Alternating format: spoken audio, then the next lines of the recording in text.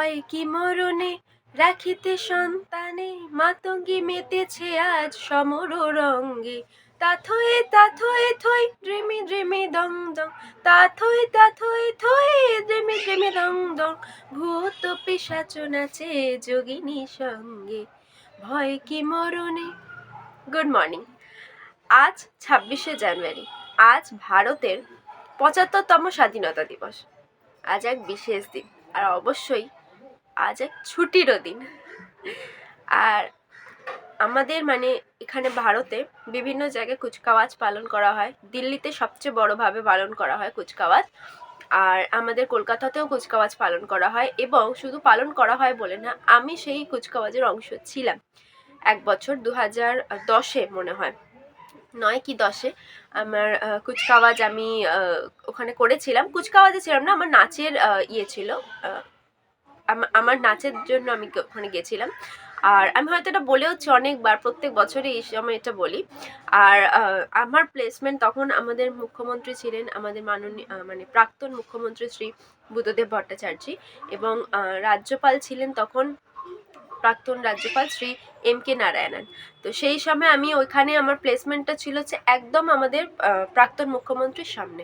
তো তারপরের বছর ওটা কথা হয়েছিল যাওয়ার, কিন্তু আর হয়নি। প্রচুর সেই 1 মাস ধরে রাত্রি থেকে উঠে একটা রিহার্সাল সমস্ত কিছু থাকে, তো আর পরের বছর আর হয়নি।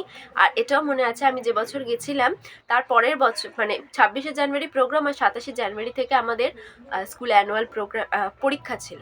আমাদের স্কুলে বড়দিদিমণিকে অনেক রিকোয়েস্ট করা হয়েছিল, এবং উনি বলেও ছিলেন যে ঠিক আছে চেঞ্জ করা হবে।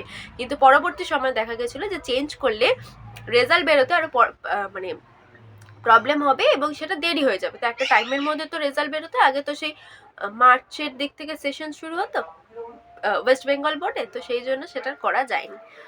তো ওই কথাটা ওই যে একটা কি বলবো স্মৃতি, কোনো দিনই হয়তো আমি ভুলতে পারবো না। আমার কাছে ফটো আছে, কিন্তু ফটো অনেক অ্যালবামে আছে অনেক ভেতরে। আর এখন ওটা হয়, প্রত্যেক বছরই হয় রেড রোডে, কিন্তু সেটা এখন আর টিভিতে দেখানো হয় না, কলকাতাটা না দেখানো হয় না।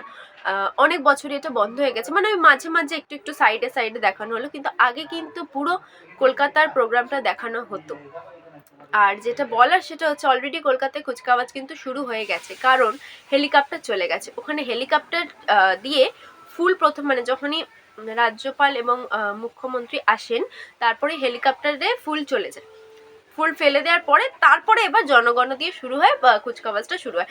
তো যখন হেলিকপ্টার দিয়ে ফুল ফেলে দেয়, তখন এইদিকেও পুরো হেলিকপ্টার না ঘোরে অনেকটা এরিয়ার জুড়ে, তো এইদিকেও আসে।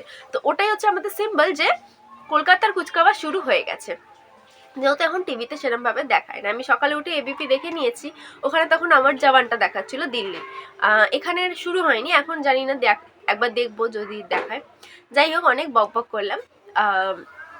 আজ প্রজাতন্ত্র দিবস, আজ ভীষণ এক ভালো দিন। সকাল থেকে একটু দেরি হয়ে গেছে আমার ব্লগটা শুরু করতে, কারণ এখানে আমাদের আজ নিমন্ত্রণ আছে আমাদের বাড়ির প্রতিবেশীর গৃহপ্রবেশ ফ্ল্যাটে। তো সেখানে আজকে আমাদের নিমন্ত্রণ, খাওয়া দাওয়া আছে, তো ওখানে গান ফান চলছিল। তো তোমরা জানোই গান দিলেই কপিরাইট চলে আসে, তো সেই জন্য সেসব দেওয়া হয়নি। মুখটা খুব পরিষ্কার পরিষ্কার লাগছে, সেই জন্যই মাঝে মধ্যেই ক্যামেরা ছেড়ে লেন্সের দিকে স্ক্রিনটা দেখছি। যাই হোক, আর বেশি বকবক না করে আজকে দিনটাকে শুরু করি। আবার কখন গান শুরু হয়ে যাবে কথা বলতে পারবো না। আশা করছি সবার দিনটা ভালো যাবে, সবাই খুব ভালো থাকবে ঠান্ডার মধ্যে। তো চলো আর বকবক না করে দিনটাকে শুরু করি।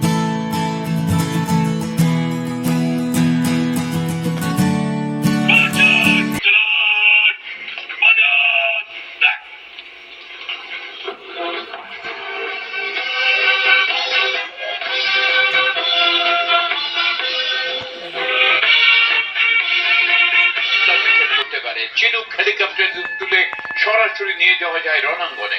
সম্প্রতি এর ব্যবহার শুরু করেছে ভারতীয় সেনাবাহিনী। অভিবাদন জানাচ্ছেন নায়ক সুবেদার দুর্গেশ শাহী। M777 Alpha 2 ultra light। আমরা টিভিতে কুচকাওয়াজ দেখতে দেখতেই দেখলাম একজন এসছেন আমাদের বাড়ি, সেটা হচ্ছে শ্যামলী মাসি। শ্যামলী মাসিরই দাদার বাড়িতে আজকে গৃহপ্রবেশ। তো শ্যামলী মাসি এসেছিলো, যখনই আসে আমার সাথে দেখা করতে আসে, কিন্তু দুঃখের বিষয় আমি থাকি না, তো আজ আমি ছিলাম। আর আজকে শুধু শ্যামলী মাসি না, শ্যামলী মাসির ছেলেও এসেছিলো। ও এত লাজুক, ও প্রথমে কিছুতেই ওর মুখ দেখাবে না, তারপরে প্রথমে খুব চুপচাপ ছিল, তারপরে ধীরে সুস্থে বাবা মানে আমাদের সাথে গল্প টল্প এবং অনেকও গল্প করেছে অনেক। তো খুব ভালো লেগেছিল। আর আমি পুরোটাই ভয়েস ওভার দেবো, তার কারণ হচ্ছে যে গান চলছিল, প্রচণ্ড আওয়াজ হচ্ছিল, তোমরা জানো কপিরাইট চলে আসবে, তো সেই জন্য। আচ্ছা, আমি একটা কথা প্রথমেই বলে থাকি, সেটা হচ্ছে যে আমি ভীষণভাবে ক্ষমা প্রার্থী। আমি প্রজাতন্ত্র দিবসের বদলে স্বাধীনতা দিবস বলেছি, সেই জন্য আমি একদমই ক্ষমা প্রার্থী। আমি জানি না কেন তখন আমার মাথায় হয়তো কোনো কারণে স্বাধীনতা দিবসটাই ঘুরছিল, এই জন্য আমি ওটাই বলে দিয়েছি। যাই হোক, এখানে আমি এখন রেডি হচ্ছি। আর আমরা যেদিনকে যাচ্ছি মানে 26শে জানুয়ারি, ওই ওই দিনকে ওই মামার বাড়িতে গৃহপ্রবেশের অনুষ্ঠানে খাওয়া দাওয়া ছিল। গৃহপ্রবেশের অনুষ্ঠান তার একদিন আগে হয়ে গেছিলো এবং আমি তো ছিলাম না, মা কিছু ভিডিও তুলেছিল। কারণ নর্মাল আমরা যেটা গৃহপ্রবেশের অনুষ্ঠান জানি সেটা হচ্ছে সত্যনারায়ণ পুজো, এখানে একটু অন্যরকমও হয়েছিল কিছু। তো আমি ততক্ষণ রেডি হই, তোমরা সেইগুলো দেখো, কারণ মা ভিডিও তুলে রেখেছে কিছুটা, আর মাকে আমি দায়িত্ব দিলাম ভয়েস ওভার দেওয়ার, কারণ আমি অতটাও জানি না যে কীরমভাবে কী হয়েছিল। মা কিছুটা বলুক, তারপরে আমি রেডি হওয়ার পরে আবার আমি তোমাদের জানাবো, কেমন? চলো তোমরা দেখতে থাকো। দেখো আমি চলে এসেছি গৃহপ্রবেশের বাড়িতে, আর পুজো তখন প্রায় শেষ হয়ে গেছে। এ দেখো এদের কি সুন্দর এই যে এদিকে এরা বারান্দার পাশে এটা মানে দেওয়ালটা আর করেনি, পুরো খোলা ওপেন রেখেছে। আর এই ওপেন বারান্দার দেখো ওইদিকে যে ছাদটা দেখতে পাচ্ছ ওটাই আমাদের বাড়ির ছাদ। হ্যাঁ, আর পুজো তো প্রায় মানে শেষই তখন। তো এই দেখতে পাচ্ছি যে আমিও একটু প্রণাম করে নিলাম। আর বাড়ির যে মালিক আর কি, যে এই ফ্ল্যাটের যার বাড়ি আর যার ফ্ল্যাট আর কি, তার নাম হচ্ছে প্রদীপ। এই প্রদীপের হচ্ছে ছেলে, বউ, দীপু আর শিবানী। তো প্রদীপ হচ্ছে আমার সমবয়সী, বা হয়তো আমার থেকে 1 বছর ছোটও হবে, সেটা আমি ঠিকঠাক জানি না। ছোটোবেলা থেকেই একসাথে খেলাধুলা করা, বন্ধুর মতো, ভাইয়ের মতো। তো ওরা পোষা শেষে। আর এই পাশে দেখো দীপুর পাশে এসেছে সাদা চুড়িদার পরে, এটা হচ্ছে পিয়া, প্রদীপের মেয়ে। পিয়া কিন্তু একদিকে মানে আমার ছাত্রীও বটে, ওর প্রথম পড়াশোনা শুরু হয়েছিল আমার হাতে। তো এই দেখো ওদের পাশাপাশি আমি ঘরগুলো একটু ঘুরে দেখছিলাম যেটা হয়। তো এই দেখো এই পাথরের সিংহাসনটা তো অপূর্ব, আর তার সাথে সবচাইতে বেশি ভালো লেগেছে দেখো একটা পঞ্চমুখী মানে বজরং মূর্তি নিয়ে এসছে পাথরের, অপূর্ব অপূর্ব সুন্দর মূর্তিটা। আর বেশ সাজানোটাও খুব ভালো হয়েছে, সামনে গোপালরা বসে আছে, ভেতরে মানে মূর্তিরা, মূর্তি মানে এখন ঠাকুর আমি এভাবে বললাম। তো দেখো এখানে শিবানী আর দীপু একদম নতুন বরকনের মতো সেজেছে। তো মা বলছে একটু ভালো করে দাঁড়া, তোরা ফটো তোলা হোক। তো সেই জন্যই পোজ দেওয়া হচ্ছে। তো এদের পুজোর না কিছু মানে মানে নতুনত্ব দেখলাম গৃহপ্রবেশে, যেটা আমি আগে কোনো দিনও দেখিনি। এই দেখো ল্যাঠা মাছ, এই ল্যাঠা মাছকে পুজোর পর ভাসিয়ে দেওয়া হচ্ছে জলে, এটা শুভ প্রতীকের চিহ্ন। মাছ আর পায়রা দেখবে, পায়রা হচ্ছে শুভ বার্তা বা মানে বার্তাবাহক বলেই আমরা ছোটোবেলা মানে শুনেছি, মানে বইতে পড়েছি, সেইভাবে দেখিনি। তো এইখানে দেখা হচ্ছে যে পুজো করার পর এই পায়রাকে ছেড়ে দেওয়া হচ্ছে। হয়তো এটা আমি জানি না ঠিক নিয়ম কী, তবে আমার যুক্তি অনুসারে হয়তো যে শুভ বার্তা পৌঁছে যাচ্ছে, যাতে আমার নতুন ঘর যেন খুব ভালো থাকে, আমার নতুন ঘরে আমি আমার পরিবারকে নিয়ে যেন খুব ভালো থাকি, এই খবরটাই হয়তো মহাদেবের কাছে পাঠিয়ে দিচ্ছে। তো দেখো চলে এসেছি শ্বেতারানীর কাছে, এবার আমি শ্বেতারানীকে দিয়ে দিচ্ছি।